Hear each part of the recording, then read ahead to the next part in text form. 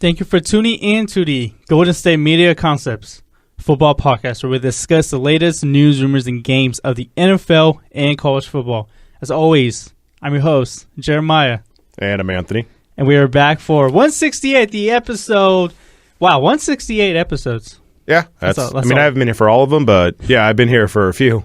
Yeah, you've been here for a while. Yeah. I've been here for, I think, like 160 of them. I think I missed like total 8 of them. Right. But it is February 2nd, and we have some news to talk about. We're going to talk about the Raiders and the Patriots playing the game in Mexico. We'll get that a little bit later on. Larry Fitzgerald coming back. We'll talk a little bit about John Lynch, the new general manager of the San Francisco 49ers. But first, we're going to talk about punter. We're going to begin the show with the punters. Because why? Because punters are people too, Anthony. They are people too. I'm not sure if you agree, but they are people too. I'm not saying I disagree. I'm saying you go ask an offensive lineman or a linebacker or a wide receiver that they may have a different opinion. Okay.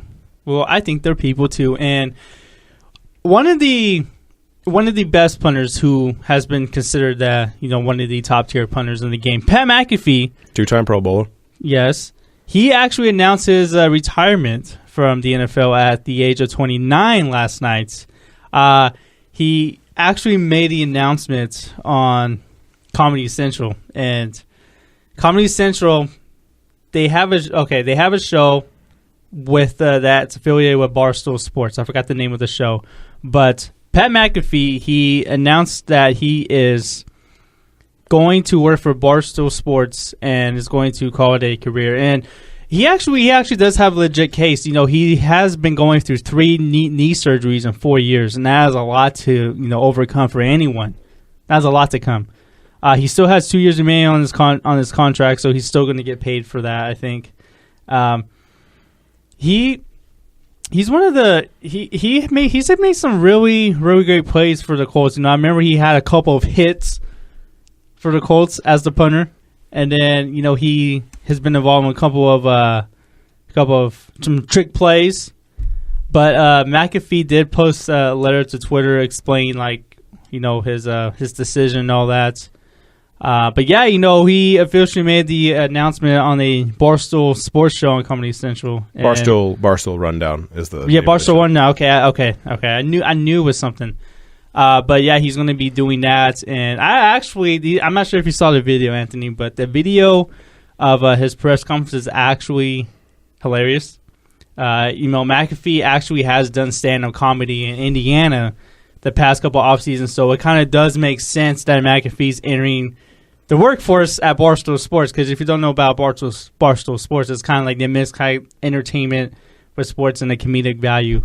But yeah, what was your thoughts on this, Anthony? It's 2 things. One, this is the best week ever for Barstool Sports, because not only do they get this, but there was also the report that they were banned. They wouldn't let them into media day and stuff like that. So Barstool Sports has basically had a kind of very well publicized week.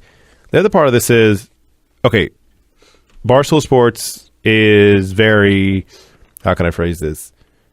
They're not Patriots. They're Patriots backing. Yeah, they like the Patriots a lot, right? They kind of ride for the Patriots a lot. The team that basically put Deflategate on the map was the Colts, which McAfee was on the team for.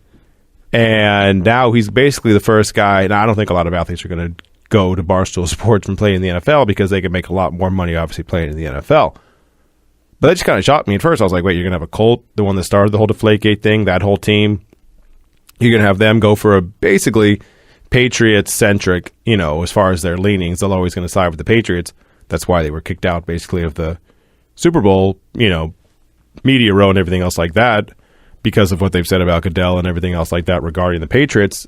That just kind of hit me as kind of like a funny thing first. And the second part of this is, I don't know how much they're paying McAfee. I mean, enough to where he basically has to eat an NFL contract and basically either give the money back as a signing bonus or just basically say, never mind, I'm going to go do this. Like, that part was actually really surprising, because you took not like somebody who was like a 5th-string cornerback that's not playing and is like 40 years old and he's, close enough to retirement.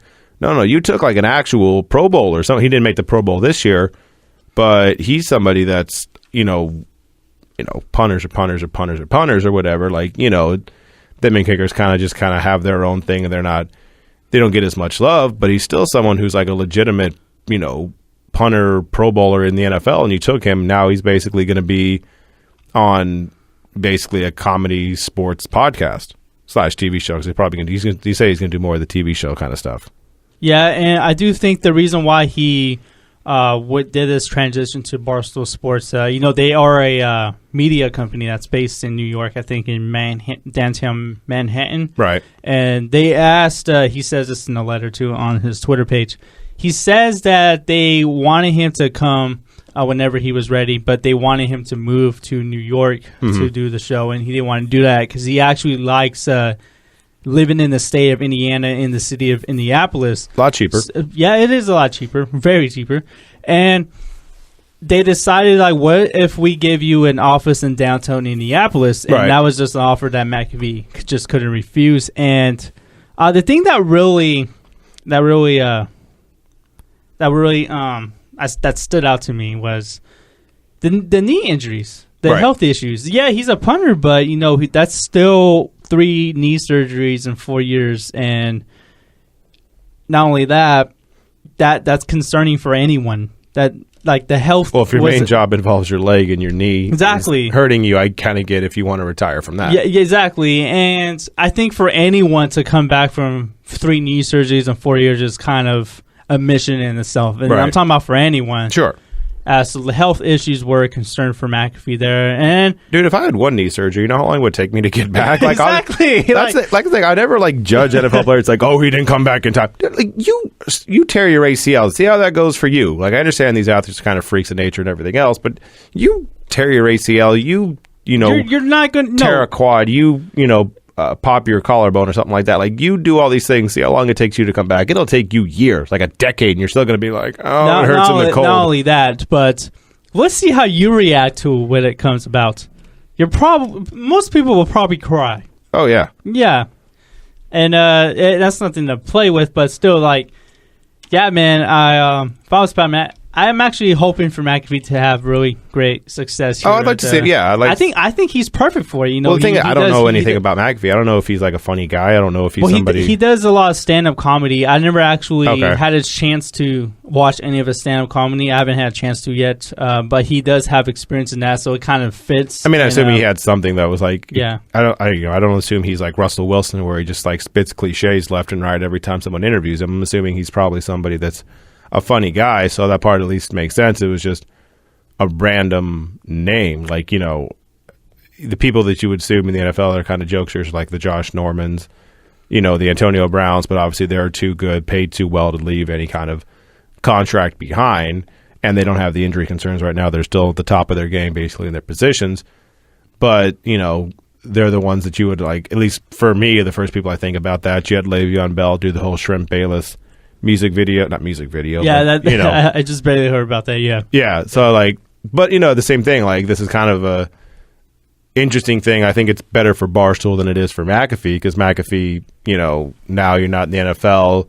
You are at a company that I'm trying to compare. I mean, they're around the lines of like Awful Announcing or Big Lead, stuff like that. And something for him that's like, I hope he does well, because I don't think the NFL is going to welcome you back if you leave them and you're not a super talented linebacker. I don't think they would, if in 2 or 3 years it doesn't work out for him. I don't think, as good as he was as a punter, you can find punters. I don't think they would welcome him back if this thing goes south for him. Do you? Yeah, because punters and kickers are probably the most replaceable positions in football, especially with the issues that Barstool had with the league earlier this week. It wouldn't be surprising, but I just think, honestly, it just has to take. Well, if the Colts really wanted him to come back, then maybe. But I just don't see the team trying to go all out on the punter here. Right. We talked about kickers and punters being very replaceable. At least with kickers now, with everybody missing extra points, you see a value with someone like a Justin Tucker or someone like that. You can see how they would have value to the team because they're not missing. He hasn't missed an extra point or a field goal. I don't think he's missed that all year. I think he was basically perfect with that. So he's at least has value to the team. A punter, I mean, remember when the Raiders were bad? And I mean bad.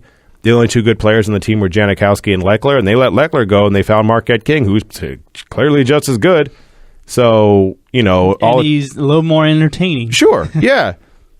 So now you get the whole thing, like, hopefully, good for you. Hopefully it works out well for McAfee. Like, I don't wish ill will for him at all. I hope he does really well, because if it goes south, then you basically just left a, Super Bowl contending team maybe in a few years if Andrew Luck can get some good teammates around him, and you left that to go to a TV show that may or may not do well.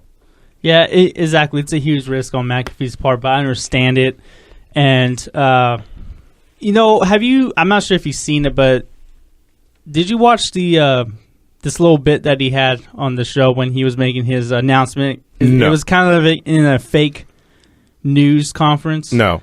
And basically he was just talking on a podium with the Barstool Sports logo, and then after he was done talking, he's like, I want to take questions, but it was a lot of like staff members from the Barstool Sports, and Greg Olsen was in the room too. Okay. And then Greg Olsen interrupts him and say, "Hey, I've been to millions of press conferences and all that, and there's like no media here." Right. And he's well, I'm answering questions, and this is a podium, so yeah, it is a conference. And then you have to watch it. It's kind of you have to see, but yeah. So he basically was spitting back at him, just basically much, no, this is a press conference. Like, this isn't a joke. This is actually what I'm doing. I'm announcing these things. And then, like, Ian Rappaport, I think they got Ian Rappaport involved in this bit, too. Uh-huh. He accidentally walked in, and he's like, I thought this was Goodell's,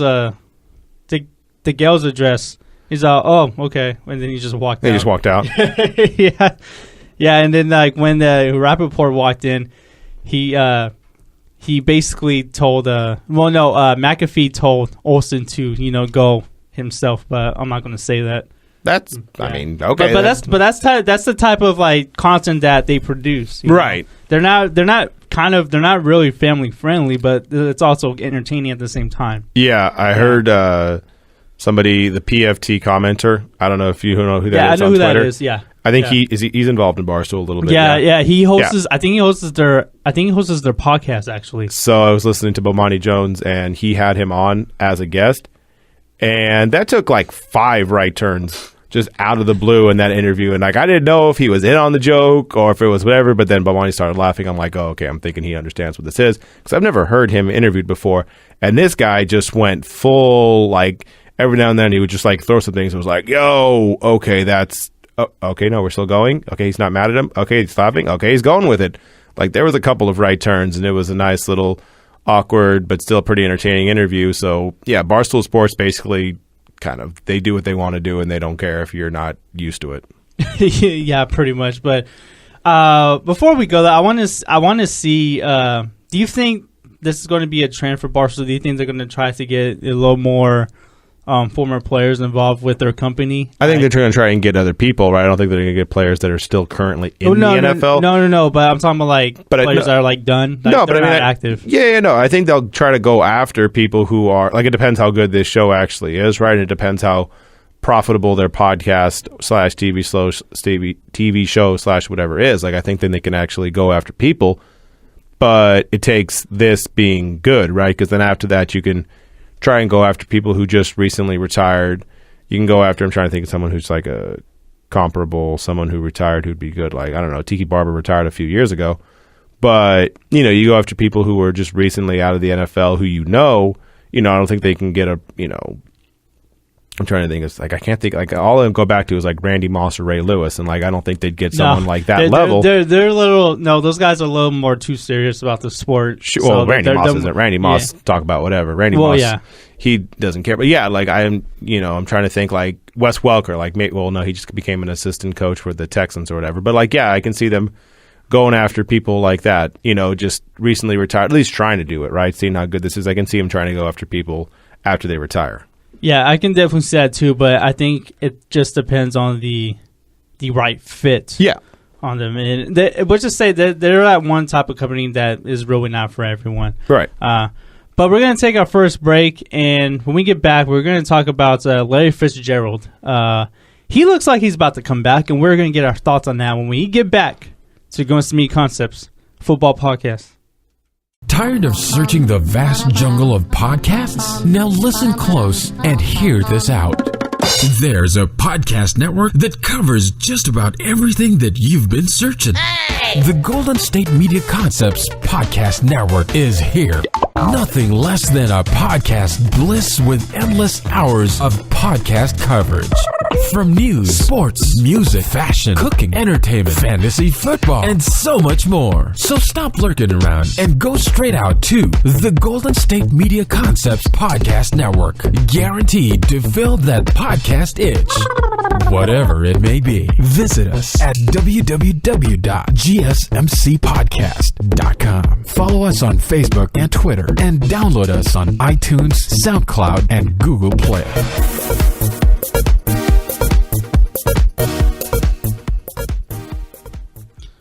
Welcome back to the Going to Meet Concepts Football Podcast, and it looks like we were going to see another player retire. Well, we know we talked about Pat McAfee, but Larry Fitzgerald, we kind of thought maybe he was going to walk away from the game. There was some speculation there, but he did say he will return for his 14th season yesterday. He told ESPN that he plans to play out the final year of his contract with Arizona. And he's played his whole entire career with the Cardinals, which is kind of rare nowadays in all sports. You know, you don't really see too many athletes play out their entire career with one team. I'm really glad that he's coming back. It's good for the franchise in Arizona. And I really do think this is going to help Palmer come back as well, because there is some speculation that Palmer was kind of contemplating retirement, or at least just contemplating retirement, or like going to, I don't think he was going to go to another team, but because Palmer, there's reports of him getting his kids out of school and like selling his house in Arizona, but he denied that report. And with Larry Fitzgerald coming back, I can see Carson Palmer coming back. And, they are getting older. These two guys are getting older, so I do think they're going to try to find the quarterback of the future in the draft. I actually think Deshaun Kaiser is a perfect guy for that. Maybe Mitch Trubisky, but he might go in the top 5. But, with Larry Fitzgerald coming back, and this team still has a lot of talent, even though they did look average, and they were average. They were 7-8-1. They were under 500. They have a lot of talented team. They're not the worst team in that division, but they're also not the best team either. But I still think this team is talented enough to be a playoff team. And remember, this was just two years ago. This was a Super Bowl contending team. Right. And we thought, well, at least I did. I thought they were going to be in the Super Bowl this year, but, we all know how that turned out. Well, no, a lot of people thought they were going to be better. A lot of people thought, that first week where they had faced the Patriots, right? It was just like, oh, this is going to be, a possible, Super Bowl matchup kind of thing, and then it ended up going south. For the Cardinals, with Fitzgerald, I mean, he's 33, right? He's not going to play that much longer. Quarterbacks, punters, and kickers tend to be the only ones that kind of play longer into their careers. Fitzgerald, 33, gives him probably like, if he comes back again next year, 3-4 years maybe as being a guy before they retire, because that tends to be what happened. We saw that with Andre Johnson and Reggie Wayne at the end of this last year, where it's basically like, okay, so you're kind of at that mid to late 30s thing where you kind of you lost a step, you're not the same guy, and your, knowledge for the game doesn't supersede your, lack of athleticism, right? It's not like Peyton Manning where your brain can basically just make up for everything. So with Fitzgerald, he still had a good year. It's not even like Fitzgerald had a bad year. This year he was still one of the better guys in the NFL. It just comes to the fact that he isn't basically going to be getting any better, right? He's basically going to be not plateauing. I shouldn't say that. It makes it sound like he's not going to be any type of good, but it's just he's not the guy that you would basically want to start building a franchise with, right? He's kind of the one, you said he's been in with the whole career. I mean, last year he had 1,000 yards and 100 receptions, but it was 107 receptions and 1,023 yards. Like, it's not even 100 or 10 yards per catch. He's a slot receiver, basically, that they're helping out with the offense. I never thought he would really retire because he's kind of one of those dudes that, he'll play out his contract, but after this year, I could see him retiring. But we see these things with other players, right? Roethlisberger, I might retire. And we've seen people in the past, look at all of your, no offense, 49ers that basically said after Harbaugh left, yeah, never mind, I'm out. Justin Smith, Aldon Smith got basically released. But be it Justin Smith, be it Patrick Willis, they all kind of decided, never mind. You had an offensive lineman retire twice, came back, and then after that was like, all right, never mind. Yeah, I'm done again. Yeah, he was like deuces. Yeah. I'm talking about Anthony Davis. Anthony Davis, I almost called him Anthony Smith. Yeah, Anthony Davis decided to retire twice. We've seen this recently with players, but I didn't think he would. I don't think Roethlisberger is either because you don't, like I said, punters, kickers, and quarterbacks tend to stay longer because the rules are different for them. But I think Larry Fitzgerald, he's a Hall of Famer. He'll be in as a Hall of Famer. He's kind of had some of his career squandered by some of the bad quarterbacks that he's played with, because basically the good ones he's played for is a year and a half of Carson Palmer and a few years of Kurt Warner, and that's it. Everyone else, Matt Leinart, Ryan Lindley, some have been bad, and he's done all he could. Kevin Cobb over there. He is just he's tried so hard to basically make those receivers good. I mean, what does it say? He's got 14,389 yards. He's ninth as far as receiving yards go, and maybe he steps up that a little bit before his career is done. Maybe he gets into the top 5, depending how much longer he plays. But he's somebody that, you'd like to see one more run with him. You see maybe the Cardinals do a little bit better because, like I said, they got Chandler Jones and that defense with Tyrann Mathieu and everything else. We thought they'd be good. Turns out there's kind of the same old team that doesn't necessarily do any type of winning.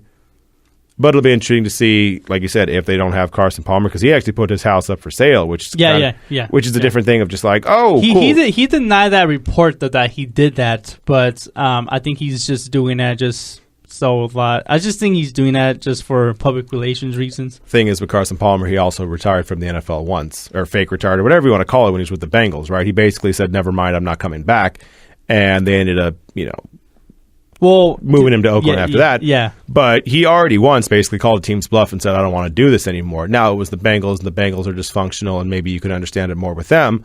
Well, not only that, they also drafted Andy Dalton that year as well. So it's one of those things where it's like he's done this before. Like Fitzgerald or whatever, no, I think he'll come back. Roethlisberger, no, maybe he comes back. Palmer's already been like, we've played this game before. If you think I'm not going to retire, I'll retire. And maybe he does or doesn't, but he's somebody that if he does leave, it'll be interesting to see what they said, like you said, what they do as far as a quarterback. Yeah, and that's been the problem for the Cardinals organization. They haven't had stability at quarterback for I think more than 4 years. If that, not even that. Yeah, not even that. And we've seen what Larry Fitzgerald can do with a really good quarterback. Right. They had a great Super Bowl run. I think in 2008, and that was probably one of the best postseasons for a receiver. Even though they didn't win the Super Bowl that year against the Steelers, that was still one of the best postseasons I've ever seen from a receiver. Probably one of the best Super Bowl performances, honestly. Right. And it just wasn't enough.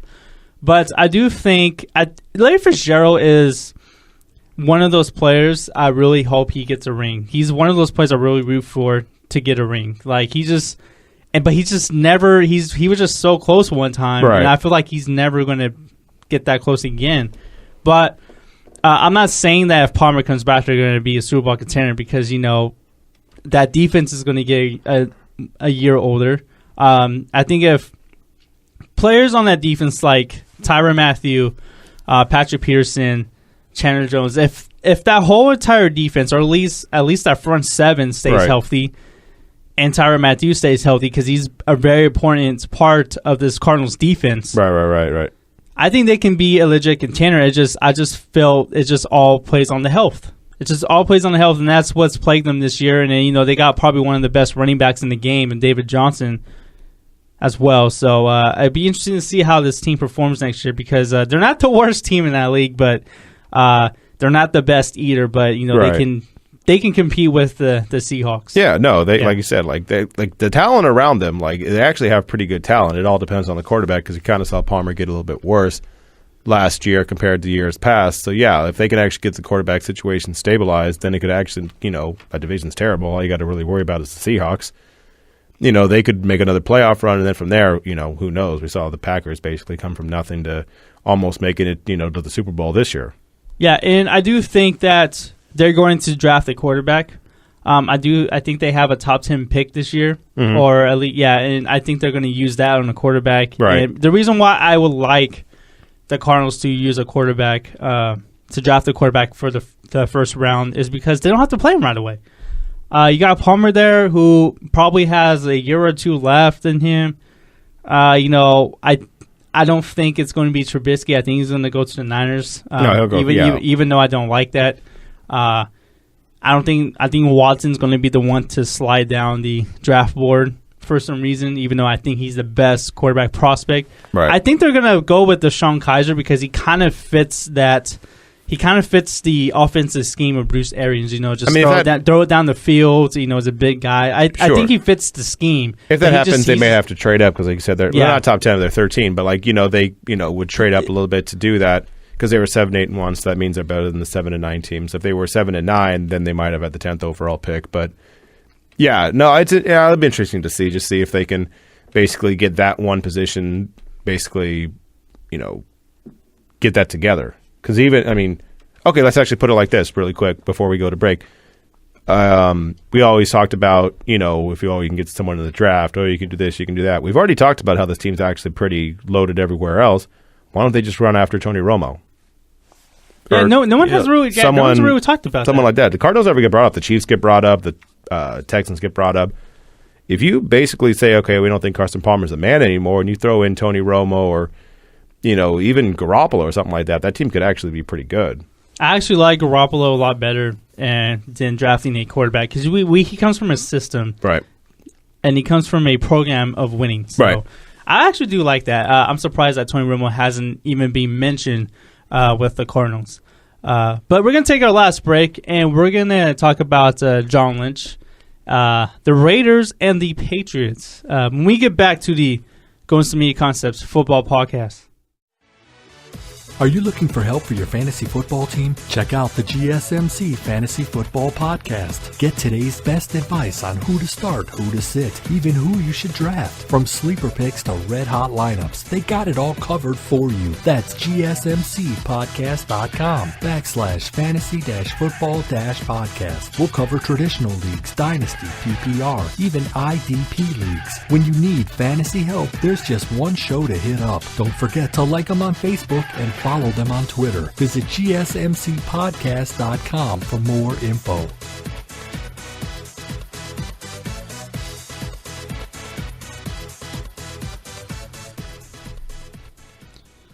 And one of the most surprising moves of the NFL offseason, the 49ers hired John Lynch last week to be their general manager. And remember, John Lynch has no front office experience. It caught me by surprise as a 49er fan. It caught everybody off guard. Yeah, it did. But then again, this is the 49ers franchise, and I shouldn't be surprised at this point of making not a bold move, but a questionable move. Their decision-making has been bad recently. That's a good way to put it, Anthony. It's a good way to put it. It's been very bad. It's been very, very bad. And they gave him a 6-year deal. I'm like, really? I still can't get over that. That's also bad, too. And I get that he was a Fox Sports analyst and all that, and that's a good, paying gig, but come on, man. But anyways, we're not here to talk about that, and I'm not here to rant about that because I already did that earlier this week. Before John Lynch accepted the general manager position, he had some questions about the team's recent reputation for leaking information. And when he meant by the team, he meant by the owner, Jed York. Jed York's been has been notoriously, I can't even speak today. He's been known. Notoriously. He's been known for leaking information the past few years, when this is a guy that has made some questionable moves the past 5 years as well, after letting go of Harbaugh, drafting Tom Sula, not drafting Tom Sula, hiring Tom Sula. Hiring Chip Kelly, firing him after a year. So he wanted to know if the Niners team can keep a secret about him being a candidate as a GM. He wanted to use his candidacy for the job to put the team to the test. He wanted to know if they can keep this a secret. He wanted to know that because it was a big deal for him for the team to stay quiet. Right. I get that on some level. Yeah. But the other part of it is, okay, yeah, they've had leaks left and right. Right. That's kind of one of the things that's been the bad part about the Niners. Forget about the team being bad. It's that, everything gets leaked and everything else like that. But don't worry so much about if the team leaks out that you're a candidate, right? Because that may have helped you a little bit more, right? If we kind of knew this beforehand, the media wouldn't have been like, oh my God, who is he? Like, you could have at least talked yourself up to it for a couple of days or something like that, leading to the actual decision. The thing you got to worry about is not that if they like you and they leak stuff out to you, it's if they don't like you and they leak stuff out to you, because that's when the leaks start to happening, when it's like, oh, there's friction in the locker room. Oh, John Lynch doesn't know what he's doing. Oh, we didn't want to draft this player. We actually wanted to draft this player. Like, that's when the leaks start to matter. It's not that they like you and they're like, oh, we're thinking about hiring you. Like, that's just helping you out. It's, once it becomes a thing of, oh, well, we didn't like him drafting this guy, or, oh, this guy doesn't spend as much time as he should, looking at prospects. Like, that's when the leaks start to become bad. Yeah. And there's a lot of leaks that came out this year, with Colin Kaepernick's status in a locker room. Sure. Oh, he's a loner. We all know what happened with Colin Kaepernick, or what he did. With Chip Kelly and Trent Baalke would be fired after the Seattle game, the season finale. But that news came out the night before, and when John Lynch was on KNBR, a radio station in the Bay Area, he said that he didn't really need the job, right? But it was a great opportunity and position to not refuse to take. He thought he has earned the trust of the 49ers because of them leaking information. But if I'm John Lynch, wouldn't I still be concerned about Jed York leaking information? Yeah. I would be, because once this turns south, because it probably will, and let's just say if the 49ers franchise, let's just say John Lynch is not doing a great job there in about 2 years. I'll give him 1 year to figure things out, but let's just say in 2 years, there's no improvements made. Right. I think, wouldn't I be concerned that information would be leaked about my job status? Yeah, no, 100%. I would. Yeah. And then if I'm Kyle Shanahan, I will be exactly have the same concern. Right. And which is another thing, they're going to give Kyle Shanahan a 6-year deal as well, which I like the hire, but a 6-year deal as well, that's a lot for a first-time head coach. It's a very long time, yeah. But yeah, wouldn't I be concerned about like the Niners leaking information? They haven't made any sort of great moves ever since they left Harbaugh. That's where it all started. And even when Harbaugh was there before he got fired in his last season, right? There's reports of information that leaked out of the friction of Harbaugh having with the front office. Yeah, exactly. Yeah. Yeah, basically saying, he didn't know his place and all that. I'm like, sure. Well, and we all know how this franchise has turned out. But you got anything else to say about this, Anthony? Because it's just one of the. No, I mean, the thing with the Niners is they're probably still going to be bad. There's still going to be leaks. Congratulations for you for not leaking it out beforehand. Now I don't trust you as much going forward, because you were basically told, please don't leak this out. Okay, cool, got you. Like, that's not the same thing. Exactly. That's not the same thing as not leaking stuff out. That's someone basically saying, like, either he asked him or it's something positive for you. Like, that's not the same thing as not leaking bad stuff. Like, I don't stop. The Niners are still the Niners. They're still going to do dumb stuff. That's how this is. You know how I kept saying the Browns keep Browning? Mm-hmm. Well, Jed York keeps Jed Yorking. Yep. Best thing I can say. Well, we're going to move on here, and we're going to talk about one of the quarterbacks that will play this Sunday. That is Mr. Thomas Brady. Right. The Patriots quarterback was the top player in all merchandise sales among NFL players from March through November of 2016. It was according to a list released Thursday by the NFL Players Association. So from March through November of last year. Yeah. He has outsold guys like Ezekiel Elliott, who was a very popular player this year. Des Bryant, Odell Beckham Jr., Carson Wentz, Russell Wilson, Aaron Rodgers, Dak Prescott, Rob Gronkowski, your boy, and Cam Newton. And for some reason, I kind of find this ironic because on Monday, I talked about a poll that was released that day about the Patriots and Tom Brady being probably the most hated in the league. Like right. the Patriots being the most hated in the league and Tom Brady being the most hated quarterback in the league. Yeah, no, he's still hated. The only thing that actually surprised me on this is that Ezekiel Elliott's not number one because Des Bryant, Odell, Russell Wilson, Aaron Rodgers, all they've been in the league for a handful of years, right? Their jerseys have been selling for all of those years. Ezekiel Elliott, Carson Wentz, and Dak Prescott are the only guys that are rookies in the NFL that could have basically been new sales, right? As someone that I don't have a Carson Wentz jersey, I don't have a Dak Prescott jersey, right? It's something that you have to have bought this year. Brady, you could have bought since 2001. That's not anything new. So that part surprises me. But the easiest way to explain this is controversy isn't always bad. That gets you in the name, gets you in the media. People start remembering your name. They start buying your stuff. Yeah, people can hate you. That's fine. But that also has a lot of people who apparently still love him. People may hate the Patriots, but you also kind of respect the Patriots too. And they're in the news all the time. It's not like they're the San Antonio Spurs who don't have any kind of buzz around them. They're winning a lot and are always in the news. And there's some teams that are they're a team that's basically always hyped up one way or another. There's always buzz around them, right? So that makes sense why the jersey still sells. I'm just surprised it wasn't Zeke because, like I said, this is the only year you could have actually bought his jersey. Yeah, and Brady, he led in all jersey sales. He led in Nike licensed college jersey sales.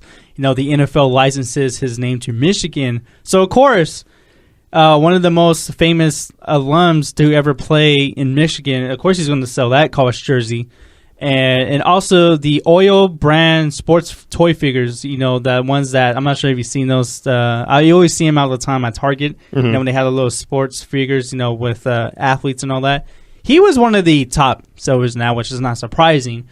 But, the reason why I said I found it surprising is because, he generates so much hate, and I kind of felt like his greatness is really underappreciated. I just feel a lot of people don't appreciate what he has done, and I feel like Tom Brady is going to be one of those guys in 5 to 10 years where his appreciation is going to be taken for granted. Oh yeah, no, yeah. I kind of want to. I described it as kind of like Kobe Bryant. Kobe Bryant's been one of the most polarizing figures in basketball. Right. I feel like in 5 to 10 years, his greatness won't be appreciated till then. Right. The easiest way I can basically describe this is, okay, name the best quarterbacks in the NFL, right? Brady, Manning, Rodgers. Oh, wait, no, Manning's not playing anymore. You always kind of in default always went Brady, Manning, Rodgers. And now that he's gone there, it's okay, Brady, Rodgers, and you're duh, Drew Brees, no, he didn't make the playoffs. Duh, Dak Prescott, no, he's rookie. You always kind of went those three as a thing. And now that Peyton Manning wasn't in there, the AFC was just kind of okay, so Brady's going to be in the playoffs. Now who else are we going to see him go against? Because it was always a Brady Manning thing, and he left, and all of a sudden there was a void that was taken away. In a couple of years, once Brady retires, it'll be the same sort of thing. Basically, Rodgers will be the number one guy unless somebody kind of ascends at that point. It's basically going to be the thing of just we're just going to look at Aaron Rodgers the whole time. So you kind of see these things where it's just ingrained in you that you want to say this guy's the best, this guy's one of the best, and once it's not Brady's time anymore, we're going to definitely, like you said, miss him. Yeah, I think there's a variety of things that play into Brady's popularity and unpopularity.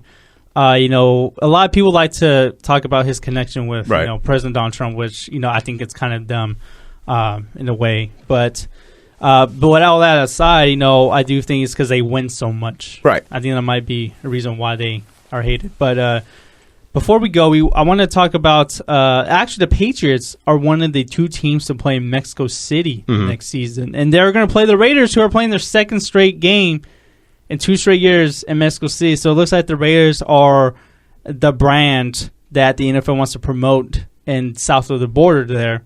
So what are your thoughts on this game? Yeah, it does make sense. It makes sense just in the sense of just the Raiders, A, they already did it. B, it's not like you're taking the Patriots and putting them in Mexico. You're taking a team that's in California, well, either in California or Nevada, depending on where they play. But you're taking a team that's, relatively close to Mexico City in general. I guess you could say also the Cardinals would be a team that would do that as well. But, this is the second time you're taking the Raiders, they've already did it once. They won the game in Mexico. You get these things where familiarity, the Jaguars have basically become England's team. So you get these things familiar with the people in the other countries. Mexico is a lot, how would you call this? Not geographically friendly, but like time zone-ly friendly. Like basically it's not going to be as much of a hassle when you go all the way to England as it is going down to Mexico, because it's still in the same time zone as we have in the U.S. So now with the Raiders going there again, you kind of get a little bit of a thing where it's like, okay, cool, they're going back there, and you're paying the Patriots. So all the tuck rule game jokes, all of that, even though it's a different country, that's going to be brought up left, right, and center all the time when that happens. And I like it. It's going to be a little bit of a fun thing. It's going to be do they say when it's going to be, like as far as time of the year? I don't know what day it will be, but I guess they'll do that when they announce the schedule. But so yeah, but it will be a game that will be played. And this is actually the game that everyone thought they were going to get in the AFC Championship game. This was the game that everyone thought, but that's the other part. It's going to be a good game. It's not going to be the Jaguars that usually play bad games. It's probably going to be a good game, assuming Derek Carr is back to healthy. And I mean, let's just say the Patriots win the division again, because that's kind of been the safe bet for the past decade and a half. It's going to be a really good game in Mexico City as well, which is always a good thing if you're bringing it, somewhere that's not in the continental U.S. I got to say, if the Raiders don't move to Vegas, I think Mexico City is a perfect destination. And I'm kind of like serious and not serious at the same time, but they seem to be like that team they seem to be like that NFL's team to go to Mexico, just how the Jaguars are the team to go to London. Mm-hmm. But, yeah.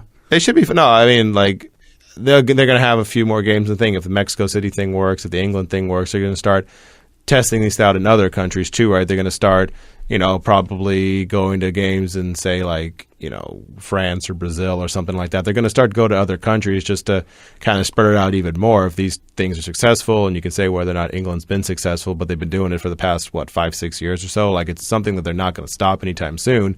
And now if the Mexico City thing works out, maybe they start going up to Canada or something like that. Trying to they went to Canada before, right? But with the Buffalo Bills, right? But doing it more consistently is what I mean. Well, and then before we go, I just want to say they're also talking about, I think, having a game played in China too. Right? Yeah, exactly. I think they wanted the Niners and Rams to play there. Sure. Which was kind of awful for that country, but still. I mean, that's the two worst run franchises in the league, right? Playing overseas. Yeah, for you. There you go. All right.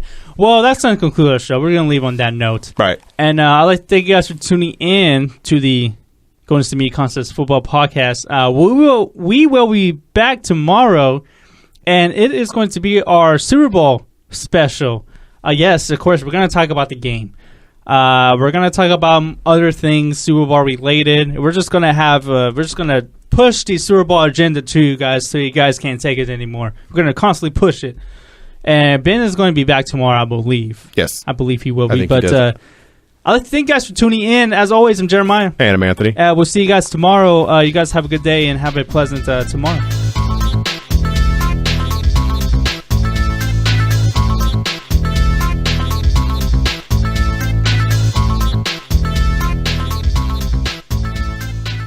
You've been listening to the Golden State Media Concepts Football Podcast, part of the Golden State Media Concepts Podcast Network. You can find this show and others like it at www.gsmcpodcast.com. Download our podcast on iTunes, Stitcher, SoundCloud, and Google Play. Just type in GSMC to find all the shows from the Golden State Media Concepts Podcast Network, from movies to music, from sports to entertainment, and even weird news. You can also follow us on Twitter and on Facebook. Thank you, and we hope you have enjoyed today's program.